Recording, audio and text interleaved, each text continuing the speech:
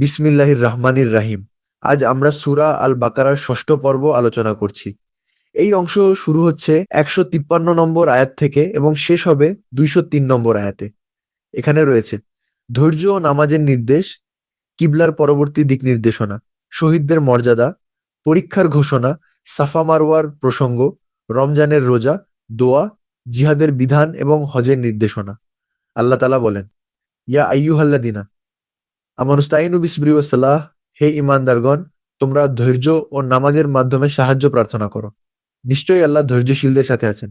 এরপর শহীদদের মর্যাদা, ওয়ালা তাকুলু লিমান ইউকতালু ফি সাবিলিল্লাহি আমওয়াত, যারা আল্লাহর পথে নিহত হয় তাদের মৃত বলো না, বরং তারা জীবিত, কিন্তু তোমরা উপলব্ধি করতে পারো না।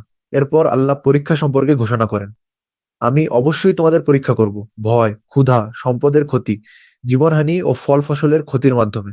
ধৈর্যশীলদের সুসংবাদ দাও যারা বিপদে বলে, ইন্না লিল্লাহি ওয়া ইন্না ইলাইহি রাজিউন, আমরা আল্লাহর জন্য এবং তার কাছেই প্রত্যাবর্তনকারী। এরপর সাফা ও মারওয়ার প্রসঙ্গ, ইন্না সাফা ওয়াল মারওয়াতা মিন শাআইরিল্লাহ, নিশ্চয়ই সাফা ও মারওয়া আল্লাহর নিদর্শন সমূহের অন্তর্ভুক্ত।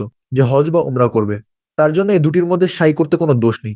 এরপর আল্লাহ বলেন, যারা স্পষ্ট নিদর্শন ও হিদায়াত গোপন করে তাদের উপর আল্লাহর লানত। এরপর তাওহীদের ঘোষণা, ওয়া ইলাহুকুম ইলাহু ওয়াহিদ, তোমাদের ইলাহ এক ইলাহ, তিনি ছাড়া কোনো উপাস্য নেই, তিনি পরম করুণাময়, অসীম দয়ালু। আসমান জমিনের সৃষ্টি, দিন রাতের পরিবর্তন, সমুদ্রে চলমান জাহাজ, বৃষ্টি, মৃত জমিনের পুনর্জীবন, সবই তার নিদর্শন। এরপর সতর্কবার্তা, কিছু মানুষ আল্লাহ ছাড়া অন্যকে সমক্ষ বানায়, তাদেরকে আল্লাহর মতো ভালোবাসে, কিন্তু মুমিনরা আল্লাহকে সর্বাধিক ভালোবাসে।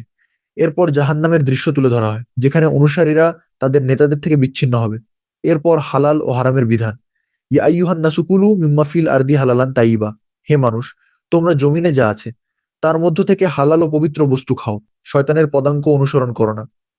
এরপর কিসাসের বিধান, ইয়া আইয়ুহাল্লাযিনা আমানু কুতিবা আলাইকুমুল কিসাস, হত্যার ক্ষেত্রে প্রতিশোধের বিধান নির্ধারিত হয়েছে, তবে ক্ষমা উত্তম।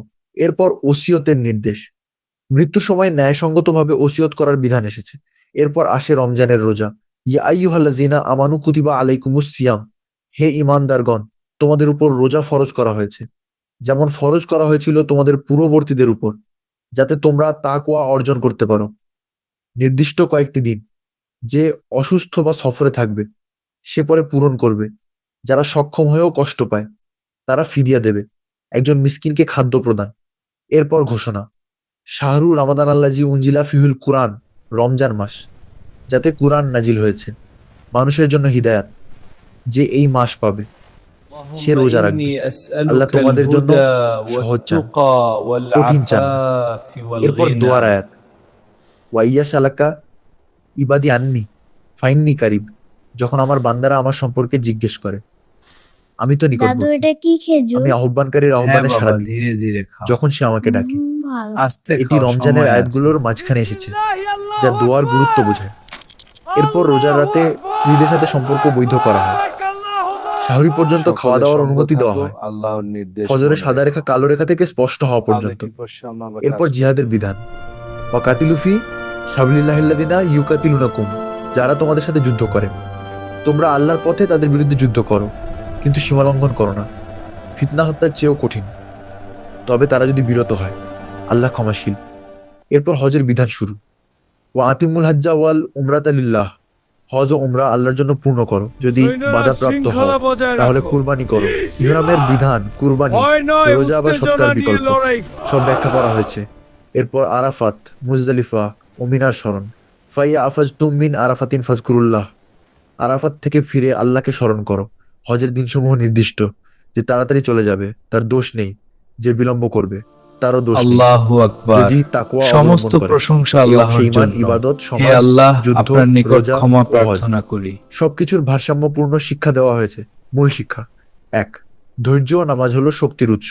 ২. পরীক্ষা অনিবার্য, আপনাকে অনেক কিন্তু ধন্যবাদ। ফলাফল নির্ভর করে ধৈর্যের এটা উপর। হালাল খাদ্য ৩. রমজান আল্লাহর নামে। তাকওয়ার প্রশিক্ষণ। আল্লাহ ৪. আপনার মঙ্গল দোয়া করুন। সরাসরি আল্লাহর আল্লাহ, সাথে সম্পর্ক। তুমি আমার একমাত্র ৫. ইবাদত আশ্রয়। ও সমাজ, উভয় তোমার ক্ষেত্রেই ভারসাম্য প্রয়োজন। ইফতারের মধ্যে পরবর্তী এই পর্বে আমরা মিলনই আলোচনা আসল আনন্দ। পারিবারিক আইন, তালাক, জিহাদের আরো আলোচনা এবং তালুত ও জালুতের ঘটনা। আল্লাহ আমাদেরকে তাকওয়া ও ধৈর্যের পথে দৃঢ় রাখুন।